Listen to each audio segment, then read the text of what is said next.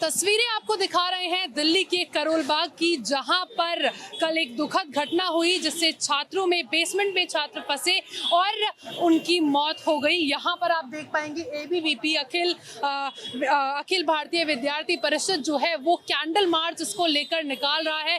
कुछ देर पहले शैली ओबरॉय के रेजिडेंस पर एबीवीपी के कार्यकर्ताओं ने प्रोटेस्ट भी किया था और दिल्ली में जो कोचिंग माफिया है उसके मुद्दे को उठाया था। देखिए हमारे साथ इस वक्त हर्ष अत्री मौजूद हैं, एबीवीपी के प्रदेश मंत्री हैं। हर्ष, सबसे पहले तो ये बताइए, ये कैंडल मार्च प्रोटेस्ट करने का तरीका अभी शायद देखिए, हमने पहले आज जो इस पूरे भ्रष्टाचार में संलिप्त एमसीडी है, ऐसी एमसीडी की महापौर मेयर के खिलाफ हमने जो है प्रदर्शन किया।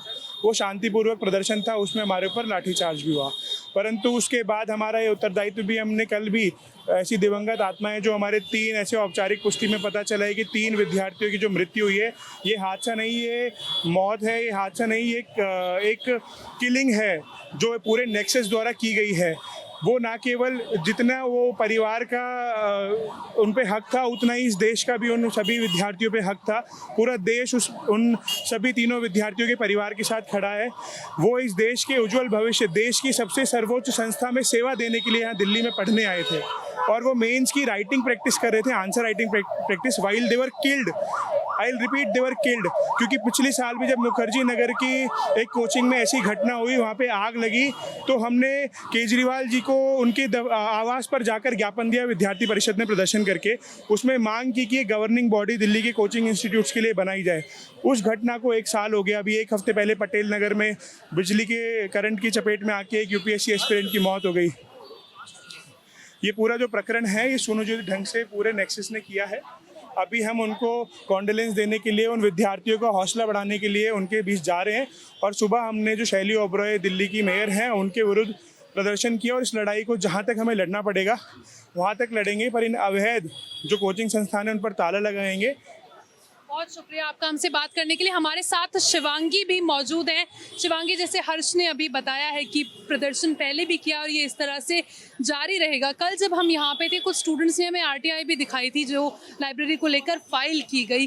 क्या लगता है आगे क्या एक्शन होना चाहिए, आप लोगों की क्या मांग? देखिए, आरटीआई की फाइल तो ज़रूर दी गई है, पर आरटीआई की फाइल पे काम होगा या नहीं होगा, इतना बड़ा क्वेश्चन मार्क ये है। आप देख चुके हैं कि पूरे देश भर के कोने से स्टूडेंट दिल्ली पढ़ने आता है।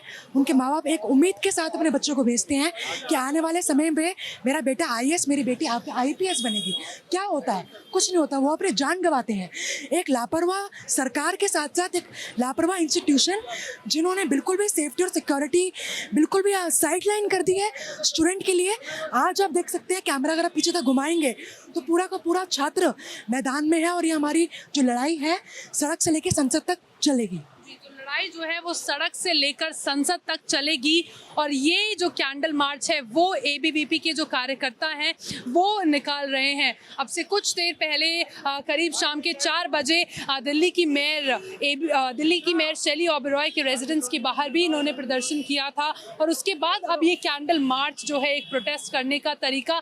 छात्रों का जो गुस्सा है वो इस बात को लेकर है कि जब दिल्ली में तैयारी करने के लिए देश के अलग अलग हिस्सों से छात्र आते हैं और उनके साथ इस तरह की दुर्घटना होती है, उनकी जान चली जाती है, तो ऐसे में जवाबदेही जो है वो किसकी तय होगी, जवाबदारी जो है वो कौन तय करेगा। तो ये इसको लेकर जो गुस्सा है छात्रों का वो लगातार बना हुआ है। कैमरा पर्सन हसन के साथ मैं रिया जातुष्करन, एबीपी न्यूज़, दिल्ली।